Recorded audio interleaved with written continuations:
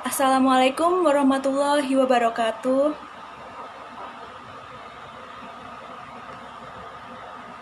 Waalaikumsalam warahmatullahi wabarakatuh.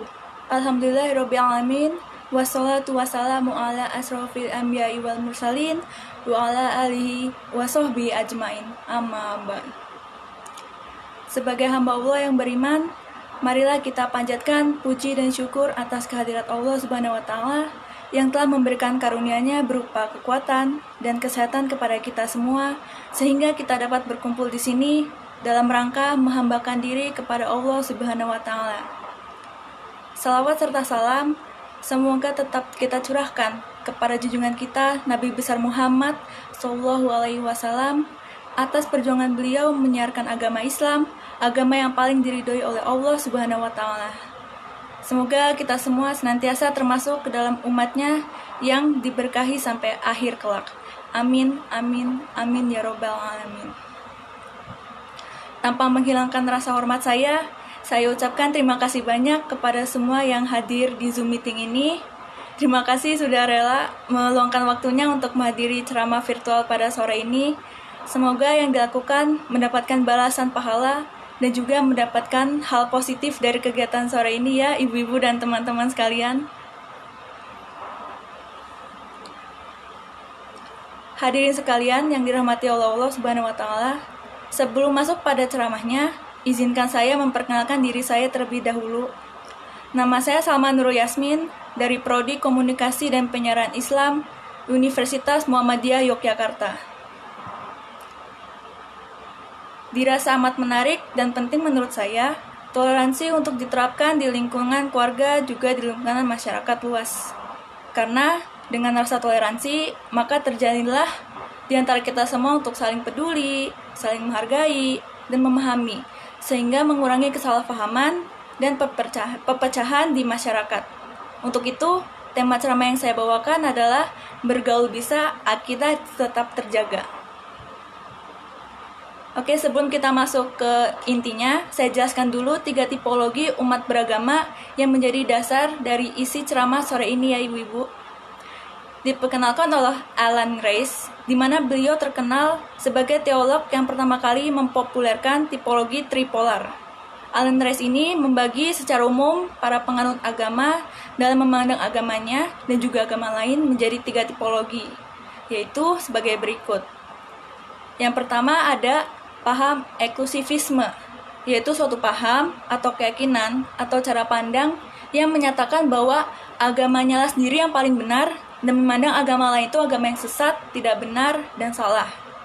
Paham ini sudah hampir ada pada semua agama di dunia ini. Nah, yang kedua ada inklusivisme, yaitu paham yang mengatakan bahwa agama sendiri benar, tapi masih mengakui agama lain. Biasanya yang menganut paham ini bersifat netral dan tidak terlalu fanatik pada agamanya sendiri. Lalu yang terakhir ada paham pluralisme, yaitu sebuah paham yang menyatakan bahwa semua agama itu sama. Jadi orang-orang ini menganggap semua agama itu memiliki ajaran yang benar dan bersifat relatif. Penganut ini biasanya menganggap penganut agama-agama itu selama mereka patuh, tunduk, dan taat dalam menjalankan perintah agama mereka masing-masing akan tetap masuk surga. Oke, baik, saya ulangin lagi secara singkat, jelas dan padat. Pertama yaitu paham eksklusivisme, di mana orang-orangnya menganggap agamanya lah sendiri yang paling benar dan mengatakan agama lainnya itu agama yang salah dan sesat. Yang kedua ada paham inklusivisme, yaitu paham yang menganggap agamanya benar, tapi masih menerima kebenaran dari agama lain. Jadi paham ini itu bersifat netral. Dan yang terakhir adalah paham pluralisme. Orang-orangnya itu menganggap semua agama itu sama-sama benar. Jadi yang menurut paham itu beranggapan bahwa selama mereka patuh dalam beribadah sesuai agama mereka masing-masing, mereka akan tetap masuk ke surga. Nah, kira-kira dari 3 tipologi yang sudah saya jelaskan, sebagai seorang muslim, kita seharusnya memilih paham yang mana nih ibu-ibu dan teman-teman sekalian? Silakan dinyalakan audionya untuk menjawab ya. Mengakui bahwa hanya agama Islamlah yang paling benar di antara agama-agama yang lain. Seperti itu, kurang lebih. Kalau pendapat dari saya. Ada lagi? Paham eksklusivisme ya, Mbak Tria? Iya, benar sekali.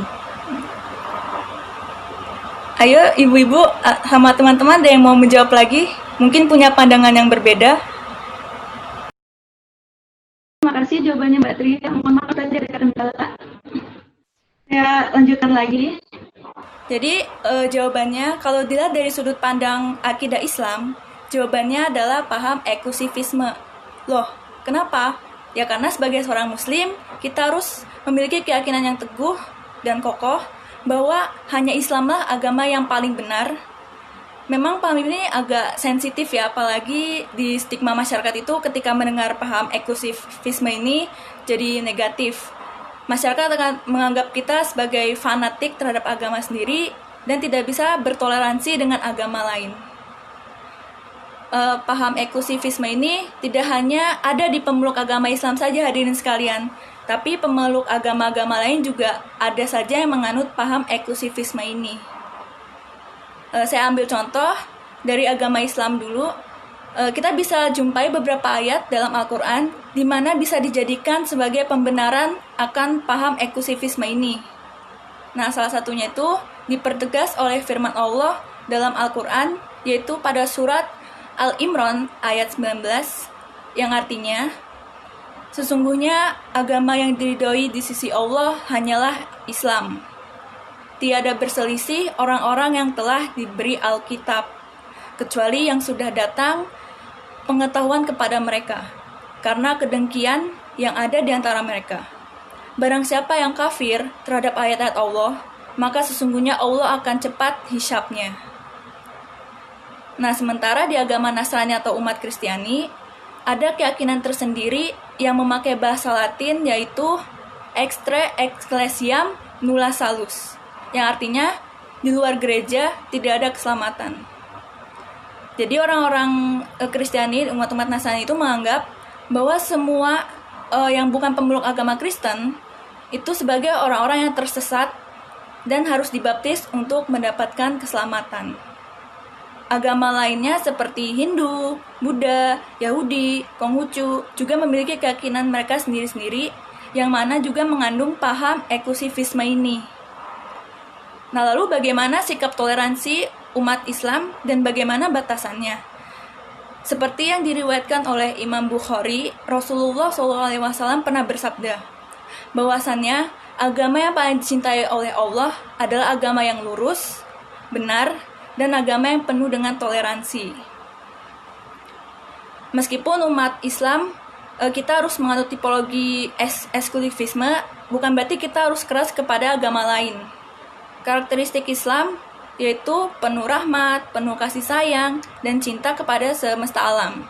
Jangankan kepada manusia, kita umat muslim saja diperintahkan untuk menjaga dan menyayangi hewan juga tumbuhan.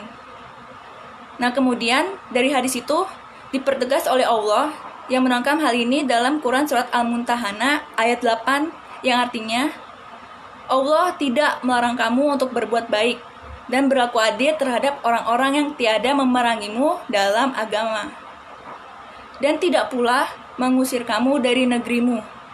Sesungguhnya Allah menyukai orang-orang yang berlaku adil.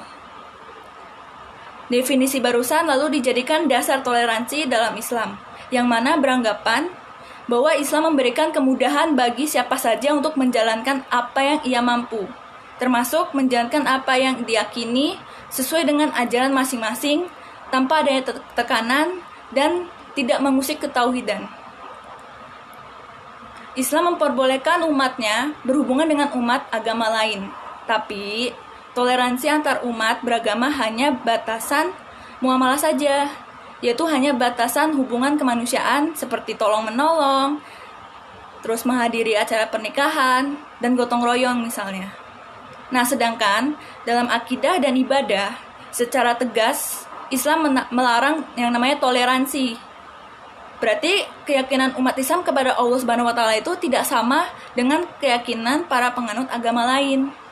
Meski begitu, Toleransi bukanlah menjadi alasan untuk meyakini bahwa semua agama itu sama-sama benar, seperti yang dipopulerkan oleh tokoh-tokoh pluralis. Sebagian orang salah paham dalam memahami ayat ini sehingga terjebak dalam pemahaman pluralisme agama, yaitu beranggapan bahwa semua agama itu sama-sama benar dan Islam bukan agama yang paling benar. Toleransi justru mengajarkan kita untuk meyakini kebenaran hanya berasal dari Allah Subhanahu wa taala, atau dengan kata lain, toleransi ini menghendaki adanya pluralitas, bukan pluralisme. Nah, lantas toleransi apa sih yang dimaksud agar tidak masuk ke pluralisme dan tetap dalam akidah Islam itu sendiri? Nah, saya sudah rangkum 3 hal, yaitu yang pertama, tidak memaksa pemeluk agama lain untuk memeluk Islam. Kenapa begitu? Nah, saya akan bercerita sedikit untuk menjelaskan. Dahulu ada seorang sahabat Rasulullah yang menjadi mu'alaf bernama Husain. Nah, Husain ini memiliki 2 orang anak dan dua-duanya itu agama Nasrani. Husain tidak rela anaknya beragama Nasrani, lantas menyuruh kedua anaknya untuk masuk Islam. Berita ini terdengar oleh Rasulullah, lalu Allah kemudian menurunkan surat di mana menerangkan bahwa jangan memaksa seorang non-muslim untuk memeluk Islam.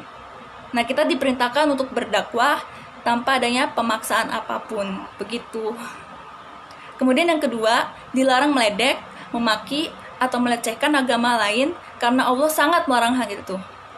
Pada surat Quran Al-An'am ayat 108, Allah berfirman yang artinya, Allah melarang umat Islam untuk menghina atau mencaci maki sesembahan yang disembah oleh non-muslim.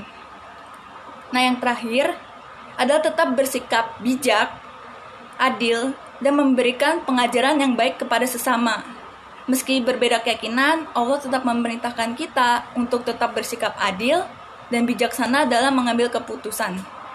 Kalau terjadi perdebatan, maka gunakan logika sama retorika yang halus agar tidak ada unsur pemaksaan dan kekerasan. Agar apa? Ya agar pemeluk agama lain itu bisa menerima dengan lapang dada.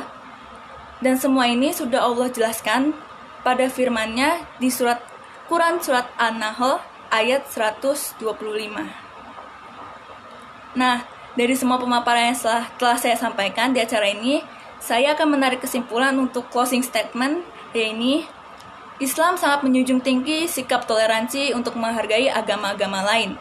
Namun di satu sisi, Islam menegaskan bahwa Islamlah satu-satunya agama yang benar dan Allah adalah satu-satunya Tuhan yang berhak disembah.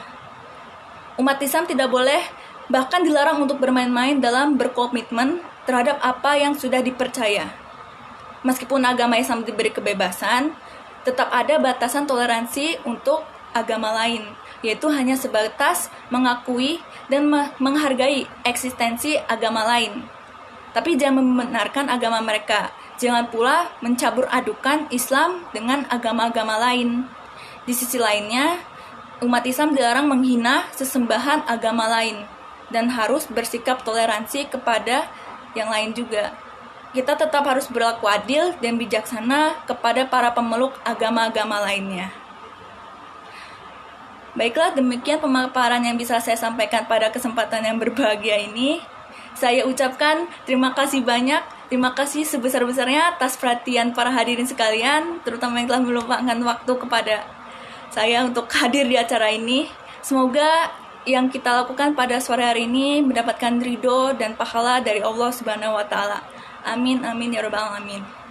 Dan saya mohon maaf jika saya ada salah-salah kata, karena saya juga hanya manusia biasa yang tidak luput dari salah dan lupa.